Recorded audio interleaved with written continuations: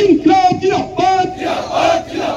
WWTV বাসুমশাইকে নৌযান শ্রমিক প্রতিবাদ করা নিযুক্তি দিয়ে ব্যবস্থা করো ইনকলাব জিন্দাবাদ আমার দাবি ন্যায্য দাবি আমার দাবি মানিবে লাগব অতি হনকালে আরামসে কথা আমাদের কার্যকরী করার কারণে ব্যবস্থা হোক